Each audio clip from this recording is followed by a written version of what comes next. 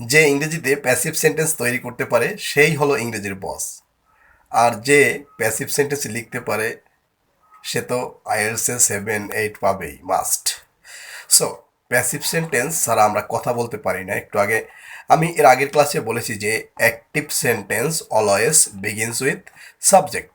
Active sentence always begins with subject, অর্থাৎ যত active sentence আছে সেগুলো সাবজেক্ট দ্বারা শুরু হয়। আর অ্যাক্টিভ সেন্টেন্স গঠন কিভাবে করা যায়?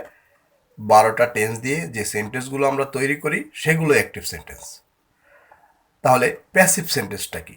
মাত্র 6 মিনিটে শিখব।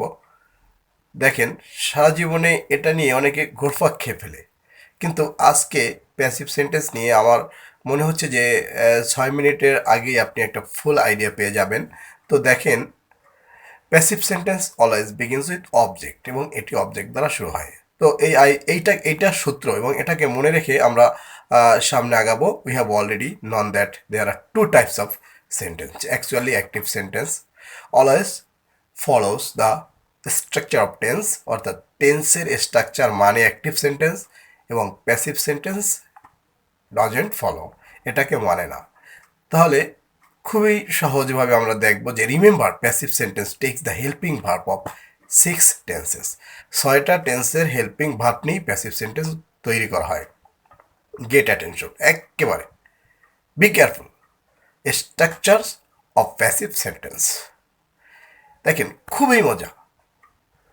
নেম অফ টেন্স, যেমন প্রেজেন্ট কন্টিনিউয়াস টেন্স, এটা হেল্পিং ভার্ব কি আমরা কিন্তু জেনেছি ফার্স্ট ক্লাসেই যে অ্যামিজার।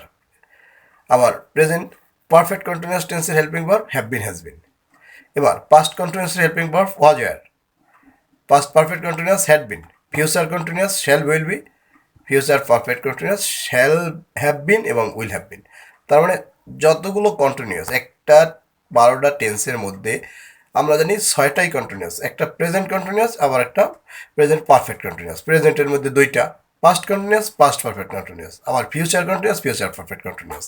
তো এই যে দেখেন, আপনি যদি টেন্সের নামও মনে রাখার দরকার নাই, অর্থাৎ যেগুলোর পরে যে হেল্পিং ভার্বের পরে আমরা ভার্বের সাথে আইএনজি যোগ করি, তাহলে অ্যামিজারের পরে আইএনজি যোগ করতাম টেন্স অনুসারে।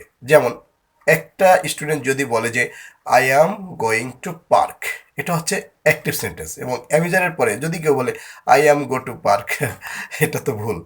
বা যদি কেউ বলে he is go to park, এটা ভুল। এইটাই বডি ভুল। আচ্ছা, ওদেরকে টেন্স পারি না স্যার, এখানে টেন্স তো না পারার কোনো প্রশ্নই আসে না।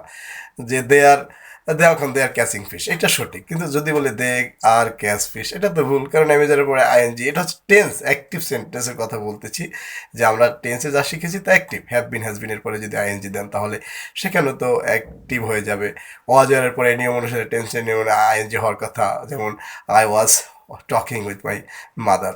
তো এখানে দেখেন, ওয়াজ ওয়ারের পরেও আইএনজি হয়, হ্যাড বিনের পরেও আইএনজি হয়, শ্যাল বি উইল বির পরেও আইএনজি হয়, shall have been will have বিনের পরেও আইএনজি হয়। এখন গেম গেম গেম খেলতে হবে। কাকে নিয়ে খেলা হবে? অ্যামিজারের পরে আইএনজি যদি না দেই, আইএনজি না দিয়ে যদি বি3 বসাই দিই, this is the passive sentence. Easy. Have been has বিনের পরে যদি বি3 দিই, প্যাসিভ। ওয়াজের পরে আইএনজি না দিয়ে বি3 প্যাসিভ। হ্যাড বিনের পরে আইএনজি না দিয়ে প্যাসিভ, বি3 দিলেই প্যাসিভ। শ্যাল বি উইল বির পরে আইএনজি না দিয়ে বি3 দিলে passive. Shall have been will have বিনের পরে আইএনজি না দিয়ে বি3 দিলে প্যাসিভ। যেমন মিতা ইজ ইটেন ম্যাঙ্গো, দেখেন খুবই সহজ, মিতা ইজ। তাহলে পৃথিবীতে আমরা দুইভাবেই সেন্টেন্স লিখতে পারি, অ্যাক্টিভ প্যাসিভ। এখন তাহলে ইজের পরে 2টা সেন্টেন্স কারেক্ট। একটা হচ্ছে ইজের পরে যদি আমরা আইএনজি দিই, দিস ইজ কারেক্ট। ইজের পরে যদি আমরা আইএনজি না দিয়ে বি3 বসিয়ে দিই, সেটাও correct. Mita is eaten mango. এখানে আমি একটু আগে কিন্তু বলেছি যে passive sentence always begins with object. So Mita এখানে object, Mita is not subject. ভর্তি পরীক্ষায়, চাকরির পরীক্ষায়, অর্থাৎ যে কোনো জায়গায় যদি আসে মিতা কি, তখন কিন্তু আপনি অবশ্যই এটাকে অবজেক্ট লিখবেন, কখনো সাবজেক্ট লিখবেন না। কারণ am is are, ওয়াজার, have been, has bin, had been, shall be will B, shall have been, will have been, এগুলোর পরে যদি দেখেন যে মানে এই ভার্বগুলোর পরে যদি দেখেন যে ভার্বের সাথে আইএনজি না হয়ে বি3 হয়েছে, তখনই আপনি ধরে নেবেন this is the passive sentence. এবং এই প্যাসিভ সেন্টেন্সগুলোর শুরুতে যারা বসছে তারা অবশ্যই অবশ্যই অবজেক্ট। যেমন Tarif, has been written a letter. এখানে দেখেন এই তারিফ কিন্তু সাবজেক্ট না অবজেক্ট, কিন্তু প্রায় অধিকাংশ স্টুডেন্টের কাছে আপনি যদি জিজ্ঞেস করেন এই এই যে তারিফ, এই এটা কি অবজেক্ট না সাবজেক্ট? বলবে subject, but not, it is subject because it is object, because passive sentence always begins with object. একবারে শেখা শেষ।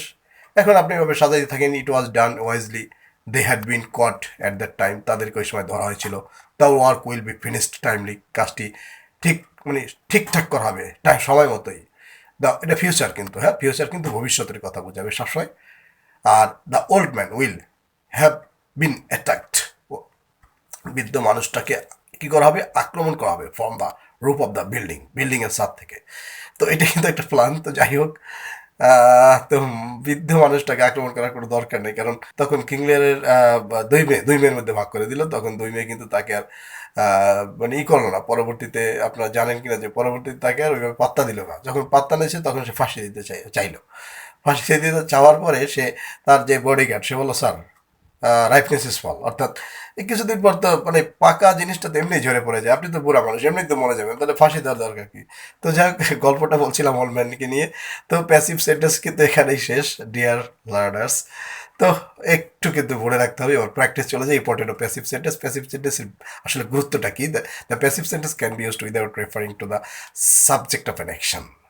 সাবজেক্ট অফ অ্যান অ্যাকশন, এটা can be used without referring, মানে এটাকে সাবজেক্টের কোনো প্রয়োজন নাই। প্যাসিভ সেন্টেন্স আমরা যেমন যদি বলি যে এই রাস্তাটি 1991 সালে কী করা হয়েছে, তৈরি করা হয়েছিল, এই বিল্ডিংটি রং করা হয়েছিল গত কয়েক মাস আগে। দেখেন এখানে কিন্তু প্যাসিভই বেশি। পৃথিবীতে আমরা যত কথা বলি, আমি বলেছি যে তার 3 ভাগই প্যাসিভ, 1 ভাগ অ্যাক্টিভ। তাহলে যখন আমরা সাবজেক্ট আননন অপরিচিত, আনইম্পর্টেন্ট, সাবজেক্টের দরকার নাই, কথা এমনি বলতে পারি, তখন প্যাসিভ দরকার। যেমন একটা এখানে কিন্তু আমি একটা লিখেছি, দেখেন 3 স্টার্স ওয়ার রবড, যে এখানে গত রাতে 3টা দোকানে ডাকাতি হয়েছে, লাস্ট নাইট, গত রাতে। এখানে কিন্তু কে বা কারা ডাকাতি করছে আমার দরকার নেই, এই যে প্যাসিভ সেন্টেন্স এখানে দরকার। যাই হোক, প্যাসিভ সেন্টেন্স নিয়ে আমরা আরও কথা বলবো, কীভাবে প্যাসিভ ভয়েস করতে হয়। অ্যাকচুয়ালি আপনারা জেনে নেন যে প্যাসিভ সেন্টেন্স আর প্যাসিভ ভয়েস কাছাকাছি, তবে এখানে একটু ডিফারেন্স আছে, সেই ডিফারেন্সটা নিয়ে কথা বলবো। ইংরেজিতে বলা ও লেখার জন্য আমাদের কাছে তাহলে 2টা পথ আছে, অ্যাক্টিভ পথ আর প্যাসিভ পথ, এবং 4টা অভিব্যক্তি আছে। একটা হচ্ছে অ্যাফার্মেটিভ, নেগেটিভ, ইন্টারগেটিভ এবং নেগেটিভ ইন্টারগেটিভ। এই তো আসলে ইংরেজির গেম তো এখানেই। মানে তার মানে চারজন পার্টনার আর 2জন হচ্ছে পথ। তো এই 4জন পার্টনার আর 2জন পথ, তো এই 4জন পার্টনার 2জন পথে নিয়েই আমরা এগিয়ে যাব।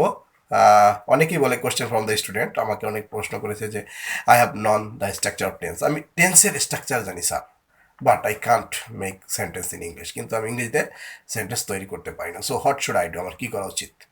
এবার আপনাকে অবশ্যই জেনে নিতে হবে, when you want to make a sentence, যখন আপনি সেন্টেন্স তৈরি করতে চান, just you think the speech related time, সময়টা কখন, প্রেজেন্ট, তাহলে প্রেজেন্টের স্ট্রাকচার ব্যবহার করেন বা প্রেজেন্টের হেল্পিং ভার্বগুলো ব্যবহার করেন। পাস্ট যদি মনে করেন তাহলে পাস্টের হেল্পিং ভার্বগুলো ব্যবহার করেন। প্রেজেন্টের হেল্পিং ভার্ব অ্যামিজার। তারপর হচ্ছে নেগেটিভের জন্য আমরা বলছি যে প্রেজেন্ট ইনডিফিনিট টেন্সের কিন্তু কোনো ছেলেমেয়ে নাই, সুতরাং ডু ডাজ ব্যবহার করতে হবে। আবার প্রেজেন্ট বলতেছিলাম present continuous am is are, present perfect tense have has, present perfect continuous টেন্সের হচ্ছে have been has been. Past ইনডিফিনিটের কোনো হেল্পিং ভার্ব নাই, তবে নেগেটিভের সময় ডিড। আর past continuous was were, past perfect had, past perfect continuous tense had বিন।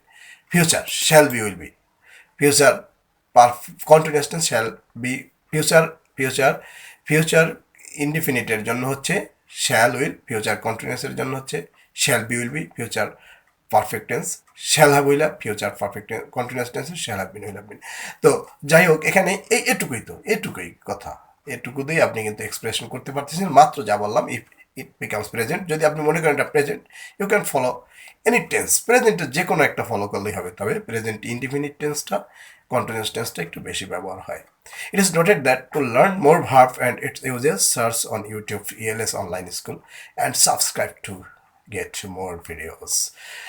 আসতেছি common speaking English with questions.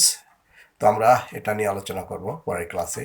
ততক্ষণ পর্যন্ত সবাইকে সাথে থাকার জন্য ধন্যবাদ, এবং আপনার বন্ধুকে জানিয়ে দিন যে এরকম একটি ইংরেজি শেখার ফ্রি চ্যানেল আছে, যেখানে সব কিছু ধারাবাহিকভাবে ফ্রি আলোচনা করা হবে। এটা একটা মানবিক কাজ হিসাবে আমি নিয়েছি। Thank you everybody.